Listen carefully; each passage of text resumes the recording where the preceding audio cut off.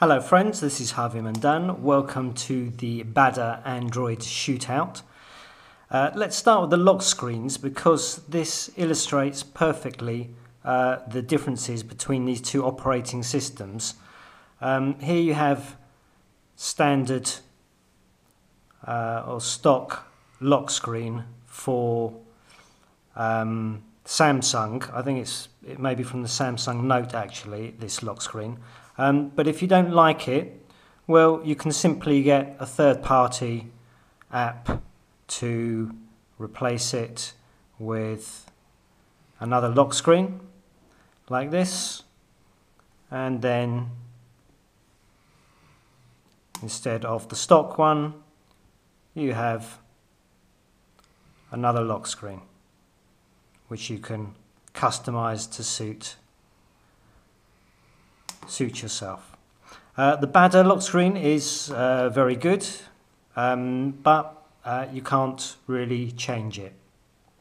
Let's have a look at the versions here of the two systems. We go right here. First of all, the Galaxy S2 is running Android 4.0.3. This is based on leaked ROM XX LP6 modified by Legend K95 at XDA, and it's called Simplistic RC6. So this is it's not even really a beta ROM. It's based on an unofficial Samsung ROM. Still got bugs in it. Still not 100% stable and smooth. Let's have a look at the Bada, and this is version 2.0, which is one of the latest versions. There might be one newer than that. And let's go back. You'll find here in the Bada all the settings for the core apps such as dialer, messages, email, contacts, etc. are in one place. Now this is useful to have them all in one place, but what is not useful is when, for example, you are in an application such as Gallery and you want to change the settings. You have to come out of Gallery and come to here to change, for example, the effect of the slideshow. Whereas on the Android, you simply have to press this button here, which is always the settings. You always know where that is. And you're into the gallery settings, if there are any. So let's have a look at the status bar on both of these. They both work in a similar way. You have the most commonly used 4 toggles across the top for Bada, notifications, which you can clear with one click. On this version you have a slidable, customizable toggle bar which you can put a choice, I think 15 or 16 different toggles, and a nice touch here is if you long click on the toggle it takes you into that particular settings. Quick access is very useful. The contacts are both stock Samsung contacts here. This is ICS themed Samsung. Both very similar. You have split into 3 contacts, groups, favorites, groups and favorites. A little nicer looking on the ice cream sandwich version, but more or less the same functionality. By adding as a favorite, you automatically add to your quick access bar here, which I think is a very nice touch, very easy to use.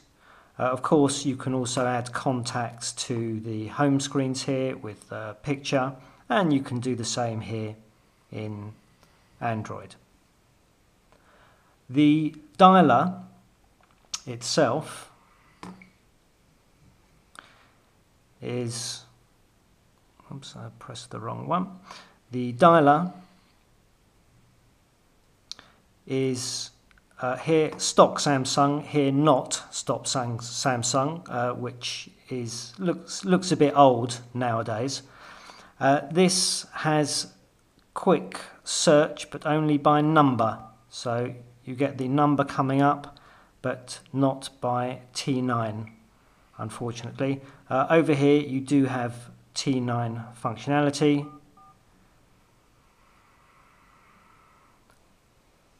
And of course you have your logs, you have your call logs, and your favorites as well. So very similar functionality, all works very well. The browser is an important part of any smartphone. Let's have a look here at the browser. I've got two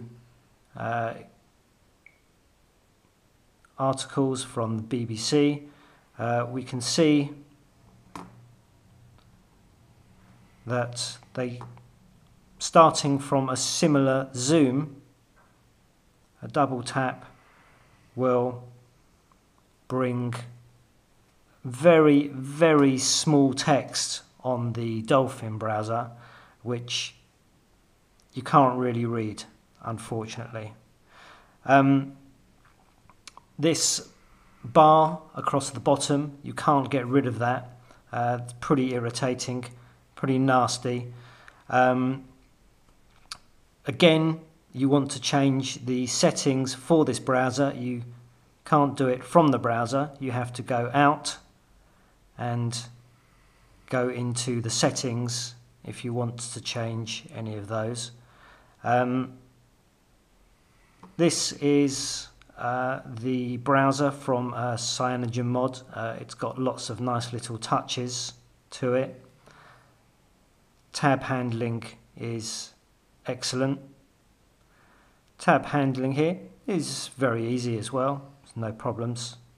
But once again, on Android there are so many different browsers that you can choose to meet your exact needs. Over on Bada we've got the one stock native browser, and that's it. If you want another one, you can get Java browser, of course, some of them are quite good. Let's have a look at the file management. It's very similar on both phones, because it's the Samsung file manager, of course.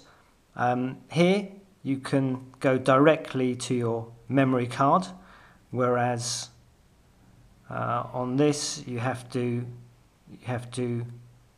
navigate to your external SD card in the file structure itself, in the file tree. Some good options here to share. On the Android here it's all in one menu, but of course you do have lots of other options like Dropbox, Box, etc. View by, we can change.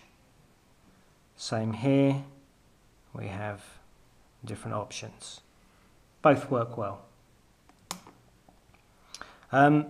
Sending a message, which is something you do pretty often, I guess.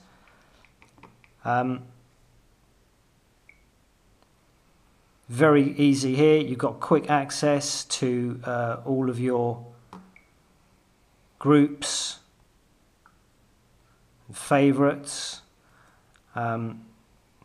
Here we not so easy, but we can use the T9. And actually in the Bada SMS it does have T9 for some reason, whereas it doesn't in the dialer. So very easy to send. The only negative here I would say is the keyboard. While it's a very good keyboard, it's very smooth, good prediction, unfortunately the smiley key is buried 1, 2, 3 presses inside the menu, whereas here you have the dedicated smiley key. Let's have a look at the gallery on these. So we've got gallery like that. We can load some images. Everything on Bada OS works very smooth without any lag. Some nice slideshow effects. Again, you have this slideshow. If you want to change that, you have to go back into the settings, you have to go to gallery, you have to change the effect, page, and then back out, back into the gallery, and so on. So that's irritating.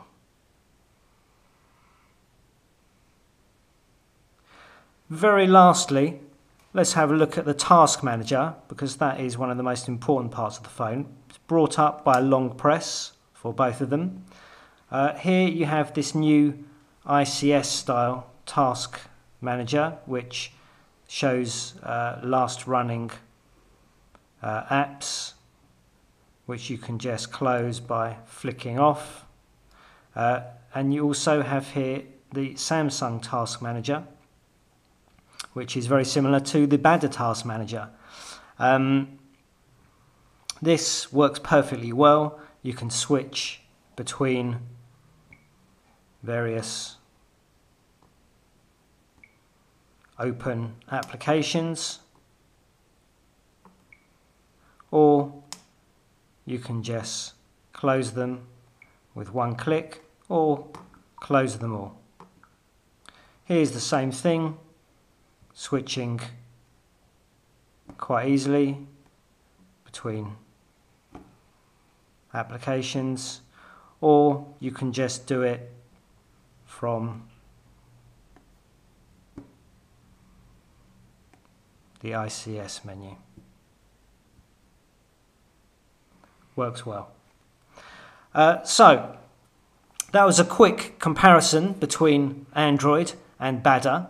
The story of Bada is it's matured as an operating system. The UI is very nice, it works very smoothly, but the disadvantage, as has been all along, is simply you don't have the options for customization, you don't have the options for different apps that you do with Android, and unfortunately that doesn't look like changing in the future. Thank you very much.